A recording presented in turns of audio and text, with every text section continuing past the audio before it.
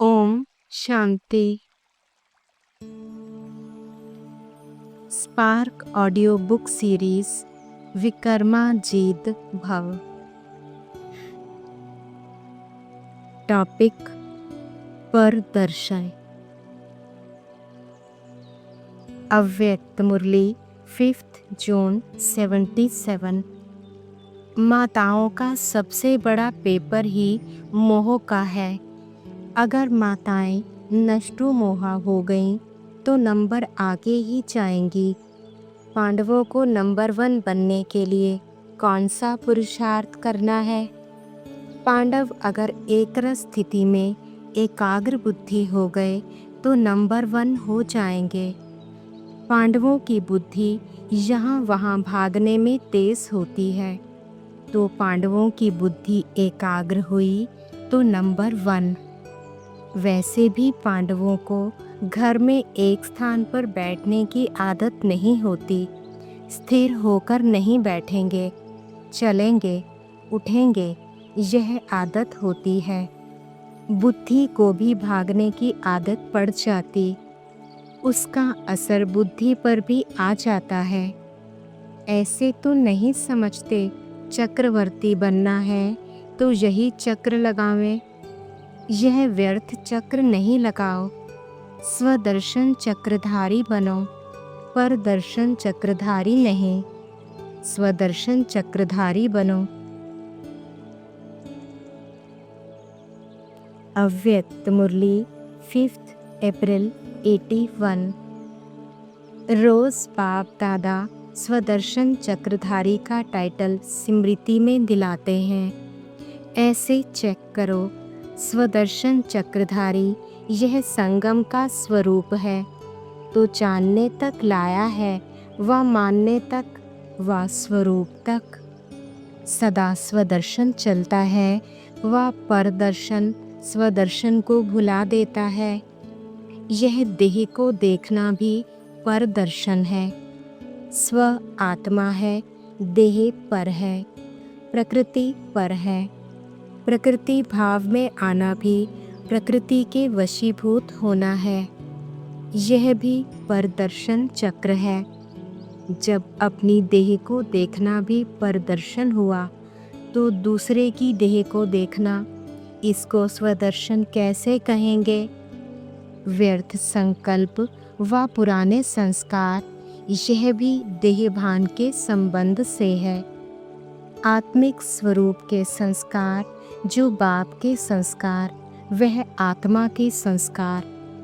बाप के संस्कार जानते हो, वह सदा विश्व कल्याणकारी, परोपकारी, रहम दिल, वरदाता है। ऐसे संस्कार नेचुरल स्वरूप में बने हैं। संस्कार बनना अर्थात संकल्प, बोल और कर्म स्वतः ही उसी प्रमाण सहज चलना। संस्कार ऐसी चीज़ है जो ऑटोमेटिक आत्मा को अपने प्रमाण चलाते रहते। संस्कार समझो ऑटोमेटिक चाबी है जिसके आधार पर चलते रहते हो। अव्यक्त मुरली 8 अप्रैल 82। घृणा का बीज है स्वार्थ का रॉयल स्वरूप। चाहिए, इसको यह करना चाहिए, यह ना करना चाहिए, यह होना चाहिए, तो चाहिए की चाह उस आत्मा से व्यर्थ संबंध जोड़ देती है। घृणा वाली आत्मा के प्रति सदा व्यर्थ चिंतन होने के कारण परदर्शन चक्रधारी बन जाते। लेकिन यह व्यर्थ संबंध भी नष्टो मोहा होने नहीं देंगे। मोहब्बत से मोह नहीं होगा, लेकिन मजबूरी से। फिर क्या कहते हैं, मैं तो तंग हो गई हूँ। जो तंग करता है उसमें बुद्धि तो जाएगी ना। समय भी जाएगा, बुद्धि भी जाएगी और शक्तियाँ भी जाएंगी। तो एक है यह संबंध, दूसरा है विनाशी स्नेह और प्राप्ति के आधार पर व अल्पकाल के लिए सहारा बनने के कारण लगाव व झुकाव। अव्यक्त मुरली 14 अक्टूबर 81। विधि भी देखो कितनी सरल है, कोई मेहनत भी नहीं बतलाते, धक्के नहीं खिलाते, खर्चा नहीं कराते। विधि भी एक शब्द की है। कौन सा एक शब्द? एक शब्द जानते हो? एक ही शब्द सर्व खजानों की व श्रेष्ठ भाग्य की चाबी है। वही चाबी है, वही विधि है। वह क्या है? यह बाबा शब्द ही चाबी और विधि है। तो चाबी तो सबके पास है ना, फिर फर्क क्यों? चाबी अटक क्यों जाती है? राइट के बजाय लेफ्ट तरफ घुमा देते हो। स्वचिंतन के बजाय पर चिंतन, यह उल्टे तरफ की चाबी है। स्वदर्शन के बदले पर दर्शन, बदलने के बजाय बदला लेने की भावना, स्व परिवर्तन के बजाय पर परिवर्तन की रखना। काम मेरा, नाम बाप का, इसके बजाय नाम मेरा, काम बाप का। इसी प्रकार की उल्टी चाबी घुमा देते हो तो खजाने होते हुए भी भाग्यहीन खजाने पा नहीं सकते। भाग्य विधाता के बच्चे और बन क्या जाते हैं? थोड़ी सी अंजलि लेने वाले बन जाते। दूसरा क्या करते हैं? अव्यक्त मुरली 14 अप्रैल 83। बाप दादा अपने हीरे समान बच्चों को देख हर्षित भी होते हैं और चेक भी करते। अभी तक किन बच्चों को धूल का असर हो जाता है व संग के रंग में आने से कोई कोई को छोटा व बड़ा दाग भी लग जाता है। कौन सा संग दाग लगाता है? उसके मूल 2 कारण हैं व मुख्य 2 बातें हैं। एक पर दर्शन, दूसरा पर चिंतन। पर चिंतन में व्यर्थ चिंतन भी आ जाता है। यही 2 बातें संग के रंग में स्वच्छ हीरे को दागी बना देती हैं। इसी पर दर्शन पर चिंतन की बातों पर कल्प पहले का यादगार रामायण की कथा बनी हुई है। गीता ज्ञान भूल जाता है। गीता ज्ञान अर्थात स्वचिंतन, स्वदर्शन चक्रधारी बनना, नष्टो मोहा स्मृति स्वरूप बनना। गीता ज्ञान के सार को भूलकर रामायण की कथा प्रैक्टिकल में लाते हैं। सीता भी वह बनते हैं जो मर्यादा की लकीर से बाहर निकल गई। सीता के 2 रूप दिखलाए हैं, एक सदा साथ रहने वाली और दूसरा शोक वाटिका में रहने वाली। तो संग दोष में आकर शोक वाटिका वाली सीता बन जाते हैं। वह एक है फरियाद का रूप और दूसरा है याद का रूप। जब फरियाद के रूप में आ जाते हैं तो फर्स्ट स्टेज से सेकंड में आ जाते हैं। इसलिए सदा बेदाग सच्चा हीरा, चमकता हुआ हीरा, अमूल्य हीरा बनो। इन 2 बातों से सदा दूर रहो तो धूल और दाग लग नहीं सकता। चाहते नहीं हो लेकिन कर लेते हो। बातें बड़ी नई नई रमणीक बताते हो। अगर वह बातें सुनावें तो बहुत लंबा चौड़ा शास्त्र बन जाएगा। लेकिन कारण क्या है? अपनी कमजोरी। लेकिन अपनी कमजोरी को सफ़ेदी लगा देते हो और छिपाने के लिए दूसरों के कारणों की कहानियाँ लंबी बना देते हो। इसी से परदर्शन पर चिंतन शुरू हो जाता है। इसलिए इस विशेष मूल आधार को, मूल बीज को समाप्त करो। अव्यक्त मुरली 6 जनवरी 88। उड़ती कला की बाजी नहीं आती तो बहानेबाजी बहुत करते हैं। इसमें सब होशियार हैं, इसलिए यह चेक करो। चाहे स्नेह से झुकाव हो, चाहे हिसाब किताब चुकतू होने के कारण झुकाव हो, जिससे ईर्ष्या व घृणा होती है, वहाँ भी झुकाव होता है। बार बार वही याद आता रहेगा। बैठेंगे योग में बाप को याद करने और याद आएगा घृणा व ईर्ष्या वाला। सोचेंगे मैं स्वदर्शन चक्रधारी हूँ और चलेगा परदर्शन चक्र, तो झुकाव दोनों तरफ का नीचे ले आता है। इसलिए दोनों चेक करना। फिर बाप के आगे अर्जी डालते हैं कि वैसे मैं बहुत अच्छा हूँ, सिर्फ यह एक ही बात ऐसी है, इसको आप मिटा दो। बाप मुस्कुराते हैं कि हिसाब बनाया आपने और चुकतू बाप करे, चुकतू करावे, यह बात ठीक है, लेकिन चुकतू करे यह बात ठीक नहीं। बनाने के समय बाप को भूल गए और चुकतू करने के टाइम बाबा बाबा कहते। करन करावनहार कराने के लिए बंधा हुआ है, लेकिन करना तो आपको पड़ेगा। अव्यक्त मुरली 18 दिसंबर 91। कितना भी कड़ा हो, लेकिन योग की अग्नि के आगे कितना भी कड़ा हिसाब क्या है। कितना भी लोहा कड़ा हो, लेकिन तेज आग के आगे मोम बन जाता है। कितनी भी कड़ी परीक्षा हो, हिसाब किताब हो, कड़ा बंधन हो, लेकिन योग अग्नि के आगे कोई बात कड़ी नहीं, सब सहज है। कई आत्माएं कहती हैं मेरे ही शरीर का हिसाब है और किसका नहीं। मेरे को ही ऐसा परिवार मिला है, मेरे को ही ऐसा काम मिला है, ऐसे साथी मिले हैं। लेकिन जो हो रहा है वह बहुत अच्छा। यह कड़ा हिसाब शक्तिशाली बना देता है, सहन शक्ति को बढ़ा देता है। तेज आग के आगे कोई भी चीज़ परिवर्तन ना हो, यह हो ही नहीं सकता।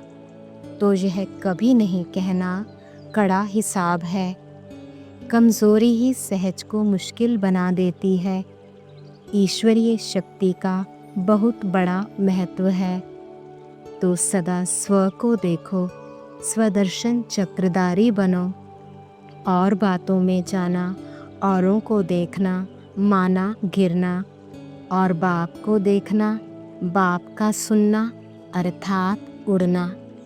स्वदर्शन चक्रधारी हो या परदर्शन चक्रधारी हो, यह प्रकृति भी पर है, स्व नहीं है। अगर प्रकृति की तरफ भी देखते हैं तो परदर्शनधारी हो गए। बॉडी कॉन्शियसनेस होना माना परदर्शन, और आत्म अभिमानी होना माना स्वदर्शन। परदर्शन के चक्र में आधा कल्प भटकते रहे ना। संगम युग है स्वदर्शन करने का युग। सदा स्व के तरफ देखने वाले सहज आगे बढ़ते हैं। अव्यक्त मुरली 31 दिसंबर 93। माया हार भी खिलाती रहे और कहते रहो कि मैं महावीर हूँ, ऐसे तो नहीं। क्योंकि जो टाइटल बाप द्वारा मिले हैं वह है ही स्थिति में स्थित होने के लिए। तो जैसे टाइटल याद आए वैसी स्थिति बन जाए, वैसी स्थिति बनती है या हिलती रहती है। जैसे लौकिक दुनिया में अगर कोई टाइटल मिलता है तो टाइटल के साथ साथ वह सीट भी मिलती है ना। समझो जज का टाइटल मिला तो वह जज की सीट भी मिलेगी ना। अगर जज की सीट पर नहीं बैठे तो कौन मानेगा कि ये जज है।